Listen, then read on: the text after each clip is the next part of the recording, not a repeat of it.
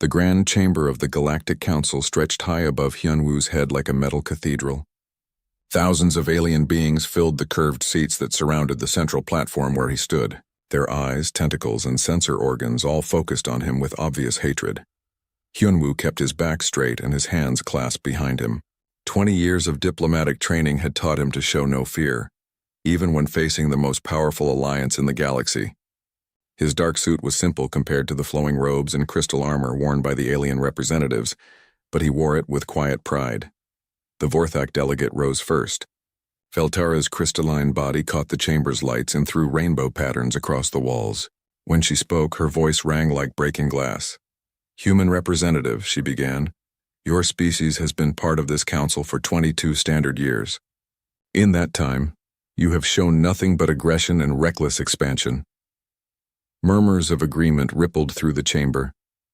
The Meldari delegates floated in their gas-filled tubes, their cloud-like forms shifting colors to show their displeasure. The insectoid Quillix clicked their mandibles in what Hyunwoo knew was their version of applause. Veltara continued, "Your military grows larger each year. Your colonies spread faster than any species we have seen. Your people refuse to follow the established protocols that have kept peace in this galaxy for 10,000 years. Hyunwoo had heard these complaints before. Earth's rapid expansion did make the older species nervous. Humans had gone from a single planet to controlling 47 star systems in just 2 decades. Their ships were fast, their technology was advancing quickly, and their population seemed to double every few years. "The Council has decided," Veltara announced, her voice growing louder. "Humanity must accept new limitations for the good of galactic stability." A holographic display appeared in the center of the chamber.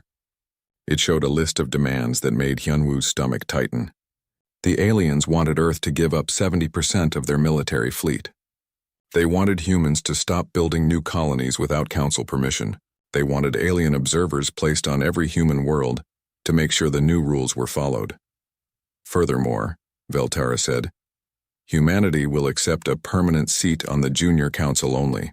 Your species will have no voting rights on major galactic decisions for the next 500 years. The chamber fell silent. Hyunwoo could feel the weight of thousands of alien gazes pressing down on him. Behind him, his aide Minho shifted nervously. The young man had never seen the council this hostile before. Hyunwoo took a slow breath and stepped forward. "Honored delegates," he began, his voice carrying clearly through the chamber's acoustic systems. "I have heard your concerns and your demands." He paused, looking around the vast space. The Vorthak delegates leaned forward, their crystal bodies glinting. The Meldari swirled faster in their containers.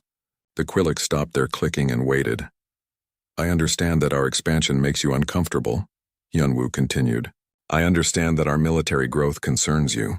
I understand that you want to control how humanity develops." Another pause. The silence stretched like a held breath. "However," Hyunwoo said, "Earth must respectfully decline your demands." The chamber erupted. Alien voices rose in dozens of languages, creating a noise like a thunderstorm. The Quillix began clicking so rapidly it sounded like machine gun fire. Several Meldari delegates turned bright red with anger. Veltara raised one crystalline arm and the noise slowly died down. "You refuse?" she asked, her voice dangerously quiet. "We refuse," Hyunwoo confirmed. "Humanity joined this council as equals. We will not accept second-class status. We will not cripple our defenses. We will not ask permission to grow and explore." "Then you choose war," growled Thekmor, the largest of the Quillix delegates. His mandibles spread wide, showing rows of sharp teeth. "Your 47 systems against our 10,000. Your few hundred ships against our mighty fleets." Hyunwoo smiled, which seemed to surprise the aliens. "We choose freedom," he said simply. "As of today, humanity withdraws from the Galactic Council." The reaction was immediate and explosive. Delegates leaped to their feet, shouting in their native languages. Security drones began moving toward the platform, but Hyunwoo had diplomatic immunity. "They could not touch him yet. You cannot survive alone."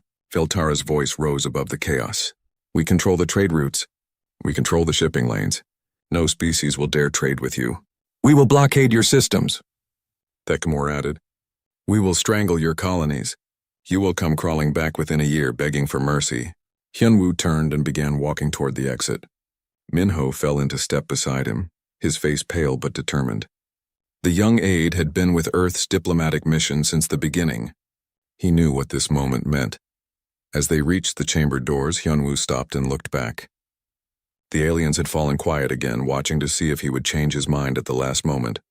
"Honored delegates," he said, "humanity thanks you for 22 years of educational experience. We have learned much about galactic politics. We have learned about power and fear and the difference between respect and submission." He straightened his tie and smoothed his jacket. "We have also learned that sometimes the only way to find true equality is to walk away from those who refuse to offer it." The chamber doors closed behind them with a soft hiss. In the corridor outside, Minho finally spoke. "Sir, what happens now?" Hyunwoo was already reaching for his communicator. "Now, Minho, we contact Admiral Dayun and tell her to begin the evacuation protocols. Every human civilian in Council space needs to be brought home." And then, Hyunwoo looked out through a viewport at the stars beyond. Somewhere out there, Earth waited. Somewhere out there, 47 human worlds were about to face the combined might of 10,000 alien systems. "Then," he said quietly, "we remind the galaxy why humanity has survived everything the universe has thrown at us so far." Behind them, the council chamber buzzed with excited chatter as the alien delegates planned humanity's destruction. They spoke of blockades and sanctions, of economic warfare and eventual military conquest. They divided up the human colonies among themselves, already arguing over who would get the richest worlds. None of them noticed that Hyunwoo had not seemed afraid. None of them wondered why a diplomat from a species of only 47 systems would walk away so calmly from a council that controlled 10,000. They would learn soon enough that humanity had been preparing for this day since the moment they first joined the council. They would discover that walking away was not surrender but strategy. But that realization would come later. For now, they celebrated their victory over the troublesome humans, never imagining that they had just made the biggest mistake in galactic history. 6 months had passed since Ambassador Hyunwoo walked out of the Galactic Council chambers. The aliens had kept their promises about making life difficult for humanity. Trade routes that had carried human goods for decades were now closed. Shipping companies that had worked with Earth colonies suddenly refused all contracts. The economic blockade was tight and merciless. Admiral Dayun stood on the bridge of the heavy cruiser Seoul's Thunder, watching the last transport ships load desperate civilians from the mining colony of New Busan. Through the viewports, she could see Council enforcement ships waiting just outside the system. They were not attacking yet, but their message was clear: get out or be destroyed. "Admiral," called Lieutenant Yura from the communication station. "Captain Boram reports the final transport is loaded. All civilians are aboard." Daun nodded. "Signal the fleet. We move out in 10 minutes. The evacuation had taken months, but it was finally complete. Every human civilian in Council space was now safely aboard the transport ships, heading back to Earth-controlled systems. The aliens had expected this exodus to be a desperate flight. Humans running in panic with whatever they could carry. They were wrong. Captain Boram checked her passenger manifest one more time as her transport ship, New Seoul, prepared to jump to hyperspace. 3,000 civilians from the outer colonies, but also something more valuable: complete industrial databases, detailed star charts of unexplored regions, and most importantly, Dr. Jae-sung's research team with all their experimental equipment. "Captain," her navigator called out, "we're getting a transmission from the Council ships. They're demanding we submit to inspection." Boram smiled grimly. The aliens thought they were searching fleeing refugees for contraband. They had no idea what the humans were really carrying. "Tell them we're humanitarian vessels under diplomatic protection," she replied. "We're leaving peacefully as requested. The Council ships let them pass." It would be months before they realized their mistake. Deep in the cargo holds of the transport ships, Dr. Jae-sung worked frantically on his latest project. The physicist had been quietly developing new technologies for years, but the Council's restrictions had limited what he could test. Now, with humanity free from alien oversight, he could finally pursue his most ambitious ideas. "The quantum field generators are stable," reported Dr. Yan Su, his lead researcher. "We're getting coherent signals across the entire test array." Jae-sung nodded with satisfaction. Faster-than-light communication had been considered impossible by every species in the galaxy. The Council's own scientists had declared it a violation of basic physics. But human scientists had never been good at accepting limitations. What about the power requirements? Jae-sung asked. Much lower than we predicted, Yeon-su replied excitedly.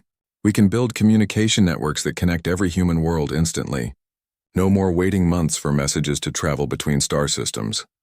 While the scientists worked on their breakthrough, Admiral Da-eun was planning humanity's next move.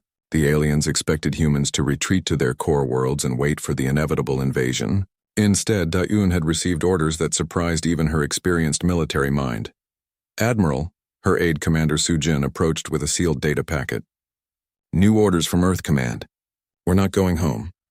Da-eun opened the packet and read quickly. Her eyes widened as she understood the scope of what Earth was planning. They want us to explore the dark zones? Yes, ma'am. Complete survey and mapping mission. We're to establish forward bases in sectors that the Council has marked as unsuitable for intelligent life. Da-eun had heard stories about the dark zones.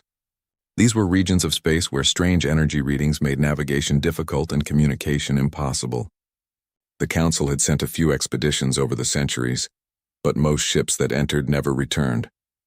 Those that did come back reported empty systems with unusual gravitational anomalies and energy patterns that interfered with standard technology. How many ships do we have available for this mission? Da-eun asked.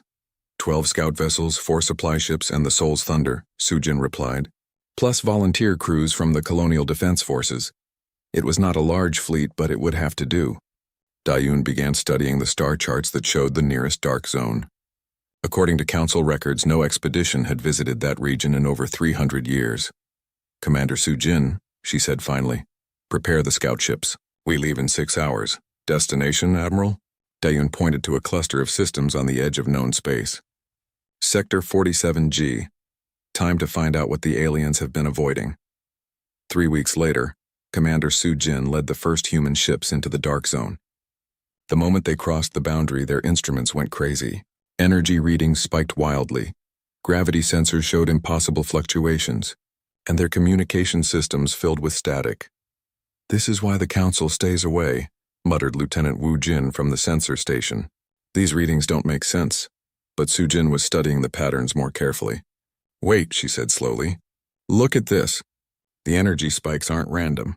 There's a pattern here, like a signal. Her communications officer, Ensign Taemin, worked frantically to filter out the interference. Commander, I think you're right. This isn't natural interference. It's almost like someone is trying to communicate. Soo-jin felt her heart race. Signal the fleet. All ships maintain position. Begin recording everything we receive. Hours passed as the human ships sat motionless in space, listening to the strange signals from the dark zone. Slowly, patterns began to emerge. The energy bursts were too regular to be natural phenomena. They seemed to respond to the ship's presence, growing stronger when the humans moved closer to certain stellar coordinates. Commander, Ensign Taemin called out excitedly. I've isolated a repeating pattern. It's definitely artificial. Someone built whatever is sending these signals. Soo-jin stared at the data flowing across her screens. If intelligent beings lived in the dark zones, it would explain why the Council avoided this region.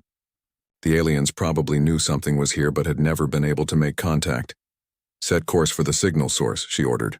But keep all weapons ready. We don't know if whatever's out there is friendly. As the human ships moved deeper into the dark zone, they began to encounter structures that defied explanation. Massive geometric shapes floated in empty space, clearly artificial but built from materials that their sensors could not identify. The energy signatures were unlike anything in the Council's databases. Commander, her tactical officer reported, I'm reading multiple large objects ahead. They appear to be ships, but the design is completely unknown. Through the viewports, Soo-jin could see them now. Sleek vessels that seemed to be made of living metal, their surfaces shifting and flowing like liquid. They were beautiful and terrifying at the same time. Are they responding to our presence? Soo-jin asked. Yes, ma'am. They're moving to intercept us, but not in an aggressive formation. It looks more like a greeting party. Soo-jin took a deep breath. Humanity had just made first contact with a completely unknown species. Whatever happened next would determine whether Earth's exile from the Council would be its salvation or its doom. Open all communication channels, she ordered. Let's see if we can talk to them. The first message that came back was not in any known language, but the intent was clear. The mysterious beings were curious about these new visitors from the galaxy beyond the dark zones. They wanted to learn about the humans just as much as the humans wanted to learn about them. Neither species knew it yet, but this meeting would change the balance of power in the galaxy forever. The first meeting between humans and the beings they would come to call the Remnants took place in the empty space between two dead stars. Commander Sujin had never been more nervous in her entire military career. The alien ship was unlike anything she had ever seen. It was roughly the size of a council battlecruiser, but its surface seemed to be alive. Metal flowed like water across its hull, forming new patterns and structures every few minutes. Strange lights pulsed beneath its skin in rhythms that almost seemed like breathing. "Commander," reported her communications officer. "They're sending another signal. It's different this time, more complex." Sujin studied the data streaming across her screens. The signals were definitely getting more sophisticated as both sides learned to communicate. What had started as simple mathematical sequences was slowly becoming something that looked almost like language. "Any word from Dr. Jae-sung's team?" she asked. "The doctor is working around the clock to decode their transmission patterns," her aide replied. "He says he's never seen anything like their technology." Through the viewport, Sujin watched as smaller craft detached from the alien vessel. They moved with impossible grace, flowing through space like schools of fish. As they approached her ship, she could see that they too were made of the same living metal. "Commander," her tactical officer called out urgently. "One of their craft is requesting permission to dock." Sujin felt her mouth go dry. First contact protocols were clear, but they had been written for meetings with species similar to the council races. No one had planned for this situation. "Grant permission," she decided, "but keep all security teams on alert." The alien craft attached itself to her ship's docking port, with movements that seemed organic rather than mechanical. Sujin watched her security monitors as the airlock cycled through its sequence. Her heart pounded as the inner door slid open. The being that entered looked nothing like the crystalline Vorthak or insectoid Quillex. It was roughly humanoid but seemed to be made of the same flowing metal as its ship.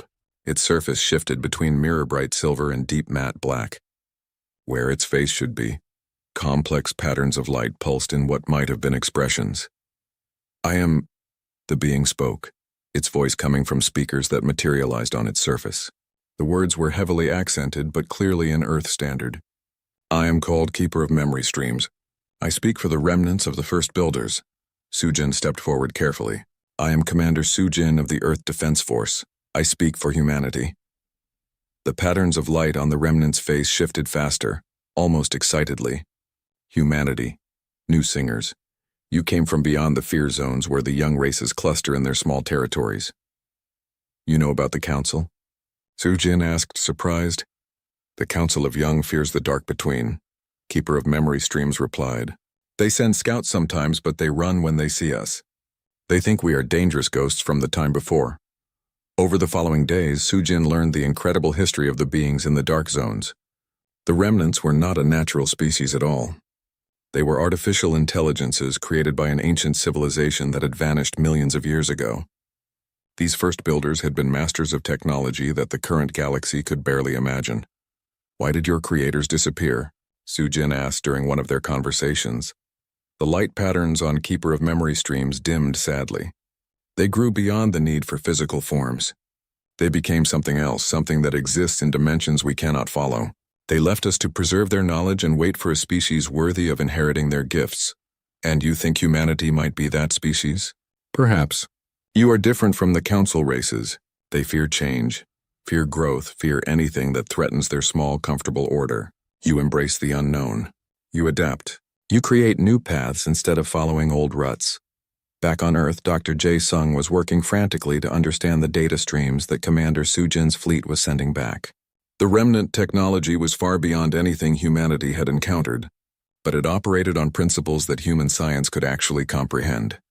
"It's incredible," he told his research team during their daily briefing. "Their technology isn't just more advanced than ours. It's more elegant. Instead of forcing matter and energy to behave in specific ways, they work with the natural properties of space-time itself."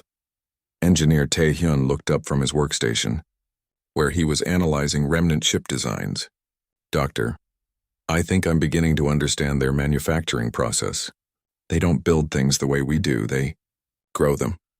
Jae-sung hurried over to examine Taehyun's findings. The young engineer had discovered that remnant ships were not constructed from separate parts. Instead, they began as seed programs that evolved into fully functional vessels using techniques that were part programming, part genetic engineering, and part something that human science did not have words for. If we could learn to do this, Jae-sung whispered, we could build ships faster than any other species in the galaxy. Meanwhile, on Earth itself, General Yoonji was overseeing the planet's transformation into something the galaxy had never seen before. The Council expected humanity to hunker down on their homeworld and wait for invasion. Instead, Earth was becoming a massive shipyard. Every major city now had orbital elevators reaching into space. Asteroid mining operations brought raw materials from across the solar system. The moon had been converted into a series of interconnected factories that never stopped producing new vessels. General, her aide reported, the latest production figures are in. We're launching 12 new ships every day, and the rate is still increasing. Yoonji studied the holographic displays showing Earth's orbital infrastructure. Thousands of ships filled the space around the planet, from tiny scouts to massive cargo haulers. But these were just the conventional vessels. The real breakthrough would come when Dr. Jae-sung's team mastered remnant construction techniques. Any word from the Dark Zone expedition? She asked.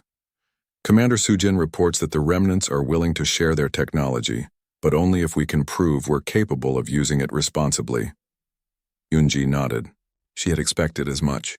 Ancient intelligences would not hand over universe-changing technology to just anyone. Humanity would have to earn it. The test came when a Council patrol fleet stumbled across one of Soo-jin's scout ships near the Dark Zone boundary. The aliens demanded that the human vessel submit to inspection and return to Council space immediately. Commander Soo-jin faced a choice. She could retreat and avoid conflict, or she could show the remnants what humanity was truly capable of when pushed. Council vessel, she broadcast on all frequencies. This is Commander Soo-jin of the Earth Defense Force. You are in neutral space. We have every right to be here. Surrender immediately, came the reply from the alien commander. Your species is in violation of galactic law. You will be taken into custody for trial. Soo-jin looked at her tactical display. 1 human scout ship against 3 Council cruisers. By all conventional measures, it should be an easy victory for the aliens. But Soo-jin's ship was carrying some of the new hybrid technology that Dr. Jae-sung's team had developed. Human innovation combined with remnant principles had produced some very interesting results.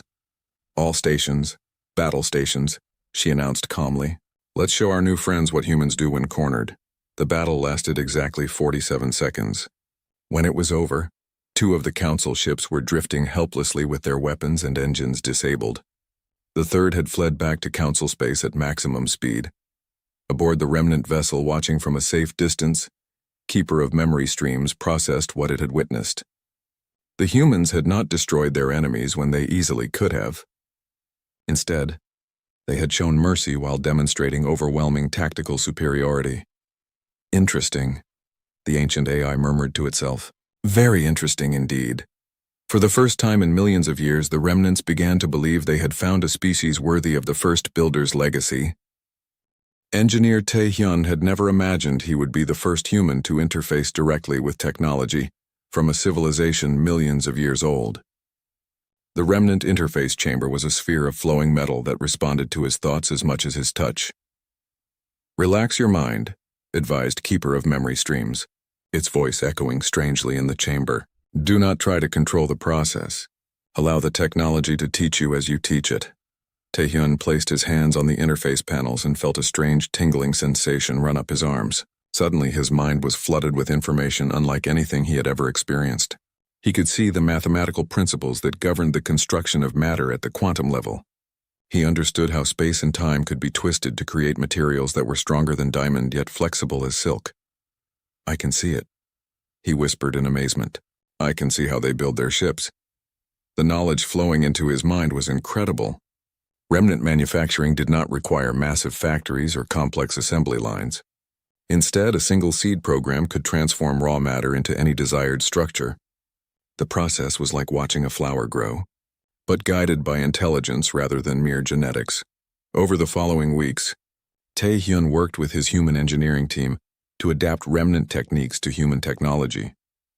The results were revolutionary. Ships that would have taken months to build in traditional shipyards could now be grown in days. More importantly, these hybrid vessels were far superior to anything currently in the galaxy. Dr. Jae-sung's breakthrough came when he successfully merged human creativity with remnant precision. The ancient AIs were masters of efficiency and perfection, but they had lost the ability to truly innovate. Humans, with their chaotic and unpredictable thought patterns, could imagine possibilities that even the remnants had never considered. It's like they complement each other perfectly, Jae-sung explained to Admiral Da-yoon during a secure communication from the Dark Zone research station. Remnant technology provides the foundation, but human imagination provides the spark that makes it truly powerful. The first hybrid warship was completed 3 months after first contact with the remnants. The Incheon's Pride looked like no vessel that had ever sailed the stars. Its hull flowed like liquid metal, but was harder than any armor the Council had ever developed. Its weapons could fire energy beams that bent space itself to reach their targets. Most importantly, it was equipped with something Dr. Jae-sung called the Unity Drive. Admiral Da-eun stood on the bridge of the Incheon's Pride and marveled at the display screens around her. The Unity Drive did not just move ships faster than light. It allowed entire fleets to coordinate their movements across vast distances as if they were a single organism. "Admiral," reported her navigation officer, "we're receiving position updates from all ships in the network. The frigates in Sector 12 are moving to intercept that Council spy probe. The destroyers near the asteroid belt are reporting all clear.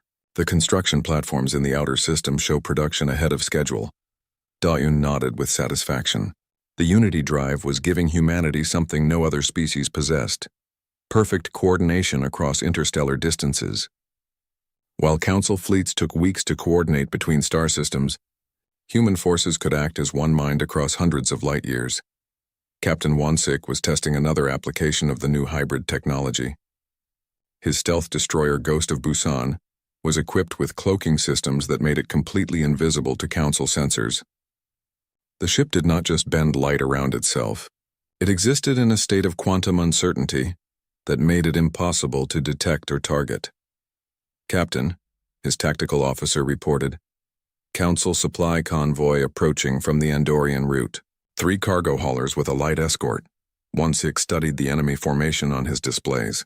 Council shipping had been getting more aggressive lately, trying to probe human space for weaknesses. It was time to send them a message. "Target their escort ships only," he ordered. "Disable engines and weapons, but do not destroy them. We want survivors to tell the story." The Ghost of Busan struck like lightning from empty space. The Council escorts never saw the attack coming. One moment they were escorting a routine cargo run. The next moment their ships were drifting helplessly with all systems offline. The cargo vessels fled back to Council space, spreading tales of ghost ships that could strike without warning. These raids were having their intended effect. Council supply lines were becoming increasingly unreliable as captains refused to travel routes where the phantom human ships might be lurking. More importantly, the alien leadership was beginning to realize that they had seriously underestimated Earth's capabilities. Meanwhile, on Earth itself, the transformation was nearly complete. General Yoon-ji supervised construction operations that operated on a scale that boggled the imagination. The planet's orbital space was filled with shipyards that never stopped working. Automated systems guided by remnant technology could build vessels faster than human crews could be trained to operate them.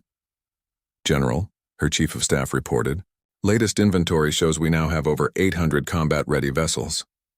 Production rate continues to increase as we bring more facilities online."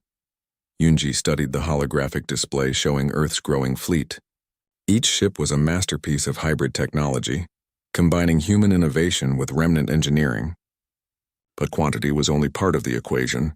The real advantage lay in the Unity Drive network that connected every vessel into a single coordinated force.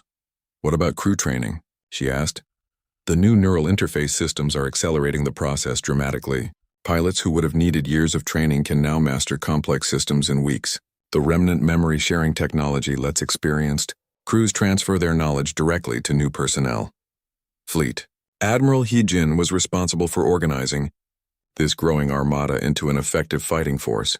The traditional military hierarchy was proving inadequate for managing fleets that could coordinate instantly across galactic distances.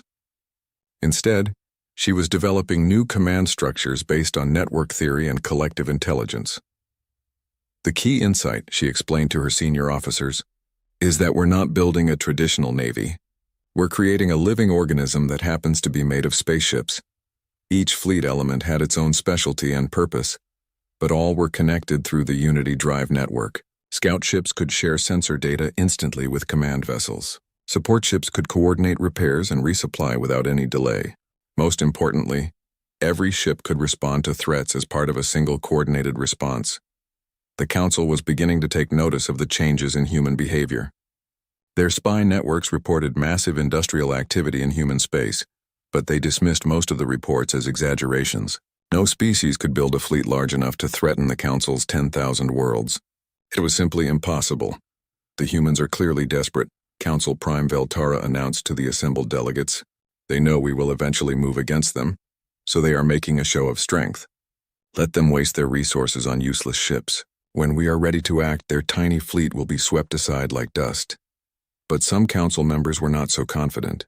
Intelligence reports spoke of ships that could appear and disappear at will. Supply convoys were being attacked by vessels that seemed to be immune to all known weapons. Most disturbing of all, human technology appeared to be advancing at an impossible rate. Perhaps we should reconsider our approach, suggested Zekmoth of the Quillix during a private meeting of senior Council members. The humans may be more dangerous than we initially believed. Veltara's crystalline form flashed with annoyance. Dangerous? They are a single species with barely 50 worlds. We control 10,000 systems. Even if every human ship were a super dreadnought, they could not stand against our combined fleets. What the Council did not know was that humanity was no longer just a single species with 50 worlds. They had gained allies whose technology was older than Council civilization itself. They had developed manufacturing capabilities that could produce fleets faster than any organic species could imagine. Most importantly, they had learned to think and act as a single organism spread across the stars. In the dark zones, construction continued around the clock. Massive shipyards grown from remnant seed technology produced vessels that existed at the very edge of what physics allowed. Each ship was a work of art and a weapon of war, beautiful and terrible in equal measure. Dr. Jae Sung's latest creation was a vessel type that had no equivalent in any known navy. The Harmony-class command ships were mobile headquarters that could coordinate the actions of entire fleets while remaining virtually undetectable. They were more than warships. They were the nervous system of humanity's growing military organism. It's almost ready, Jae Sung reported to Admiral Dayun during their weekly progress meeting. The quantum coordination matrix can handle up to 1,000 vessels simultaneously. Beyond that, we'll need multiple command ships working in parallel. Dayun studied the technical specifications with growing excitement. 1,000 ships acting as a single coordinated force would be more powerful than anything the galaxy had ever seen. But she had a feeling that even that would not be enough for what humanity was planning. "Doctor?" she asked. 5 years had passed since humanity walked away from the Galactic Council. To the alien species that made up the Council, those years had been peaceful and profitable. Human colonies had been absorbed into their territories. Human trade routes now carried alien goods. The troublesome species that had dared to challenge galactic order seemed to have vanished into the dark between the stars. Council Prime, Zekmoth stood before the great holographic display in the Council chambers, reviewing reports from across their territory. The Quillix leader's mandibles clicked with satisfaction as he studied the numbers. Production was up, trade conflicts were down, the galaxy was more stable than it had been in decades. "The human problem appears to have resolved itself," announced Veltara, her crystalline form catching the chamber's lights. "Our intelligence services report minimal activity from their remaining worlds. They appear to have retreated into isolation." The other delegates murmured their agreement. It had been months since the last reported sighting of human ships outside their core systems. The phantom attacks on Council supply lines had stopped. The mysterious vessels that had once appeared from nowhere to disable alien patrols were no longer seen. "Perhaps they have finally learned their place," suggested Mortikan, the gaseous Meldari representative. "Isolation may have taught them the value of Council membership." Zekmoth was about to respond when alarms began sounding throughout the chamber. A junior aide rushed forward with an urgent message tablet. The Council Prime read quickly, his compound eyes widening with each line. "What is it?" demanded Veltara. "A single human ship has appeared at the edge of Council space," Zekmoth replied, his voice tense. "They are requesting permission to approach the Council chambers." The chamber fell silent. After 5 years of absence, humanity was making contact again. The delegates looked at each other uncertainly. This could be the surrender they had been expecting, or it could be something else entirely. "Send them an escort," Zekmoth decided, "but keep our defense fleets on high alert. This could be a trick." The human ship that approached the Council station was unlike any vessel in their databases. The Harmony's voice moved with a grace that seemed impossible for something so large. Its hull seemed to shift and flow like living metal, and energy patterns flickered across its surface in ways that made alien sensors struggle to get consistent readings. Reconnaissance. Captain Ji-hoon stood on the bridge of the strange vessel, watching the Council station grow larger on his view screen. He had volunteered for this mission knowing it might be the most important diplomatic contact in human history. Everything depended on his ability to deliver his message at exactly the right moment. "Captain," his communications officer reported, "the Council is hailing us. They want to know our intentions." Ji-hoon straightened his uniform and activated the transmission system. "Council Station, this is Captain Ji-hoon of the Earth Defense Force. I carry a message from Ambassador Hyun-woo to the assembled delegates." The response came quickly. "Captain Ji-hoon, you are instructed to dock at Bay 7. A security escort will meet you there." As his ship settled into the docking bay, Ji-hoon could see Council security forces surrounding the area. Heavily armed aliens in battle armor watched his vessel with obvious suspicion. They were expecting either a desperate surrender or a suicide attack. They were not prepared for what they actually received. Ji-hoon walked calmly through the corridors of the Council station, flanked by nervous alien guards. The other species had grown comfortable during humanity's absence. Their security had become lax. Their fleets had been reduced to peacetime levels. They had forgotten that humanity was still out there, watching and planning. The Council chamber looked exactly as it had 5 years ago, when Ambassador Hyun-woo had walked out. The same curved seats filled with alien delegates, the same holographic displays showing the power and glory of the Galactic Alliance, the same arrogant confidence that their way was the only way. Zekmoth rose from his seat as Ji-hoon approached the central platform. "Human representative," the Quillix leader began. "Your species has been absent for 5 years. We assume you have come to discuss the terms of your return to Council membership." Ji-hoon smiled politely. "Actually, Council Prime, I carry a message from Ambassador Hyun-woo. Humanity would like to request a formal audience with the full Council." "You have our attention now," Veltara interjected impatiently. "Speak your message." "The message is not for delivery here," Ji-hoon replied calmly. "Ambassador Hyun-woo requests that the Council send representatives to meet with humanity at a location of our choosing." The chamber erupted in surprised chatter. Several delegates began speaking at once in their various languages. The idea that humanity would demand that the Council come to them was beyond comprehension. Impossible. Zekmoth's mandibles spread wide in anger. "The Council does not travel to meet with single species. You will deliver your message here or not at all." Ji-hoon nodded as if he had expected this response. "I understand your position, Council Prime.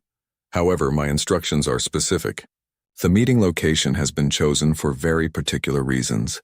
"And what reasons are those?" demanded Veltara. "You will understand when you see what humanity has accomplished during our absence," Ji-hoon replied. "I can only say that Ambassador Hyun-woo believes the Council should witness our achievements firsthand before making any decisions about future relations." The alien delegates looked at each other uncertainly. There was something about the human's calm confidence that made them nervous. He did not seem like someone delivering a surrender. He seemed like someone who held all the cards in the game. "Where is this proposed meeting location?" asked Morticon. Ji-hoon activated a holographic projector and displayed a star chart. "The Kepler 442 system, approximately 50 light-years from here. It is currently unclaimed by any Council member." Zekmoth studied the chart with his tactical advisors. The system was in empty space, far from any major trade routes or strategic resources.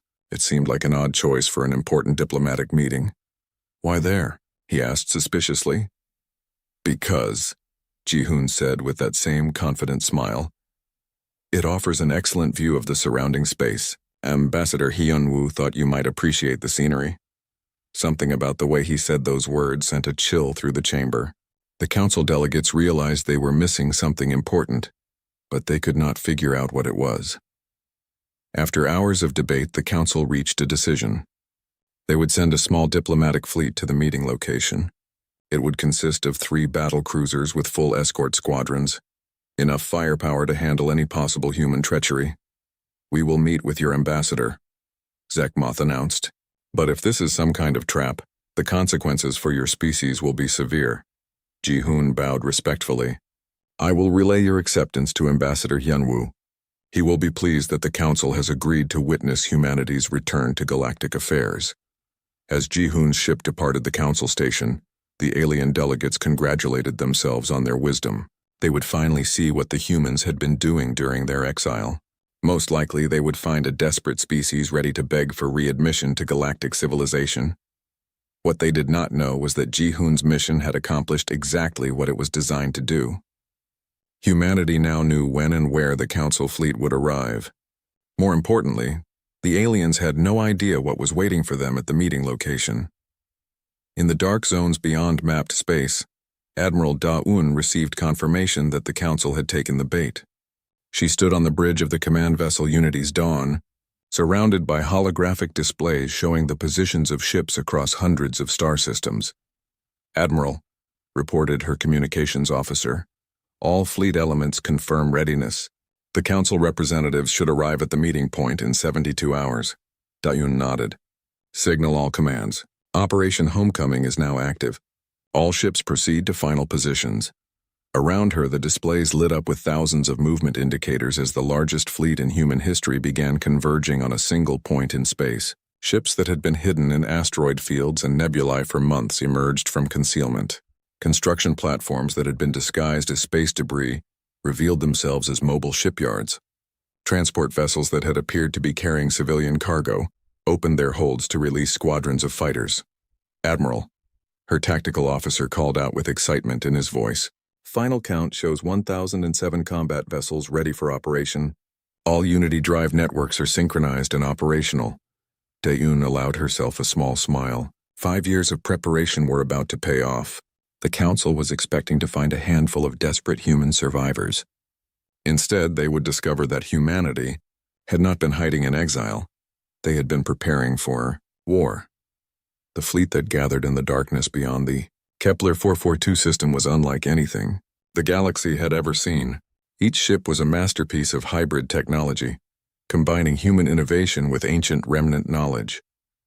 They moved with perfect coordination through the Unity drive network, responding to commands faster than thought itself. But the most impressive thing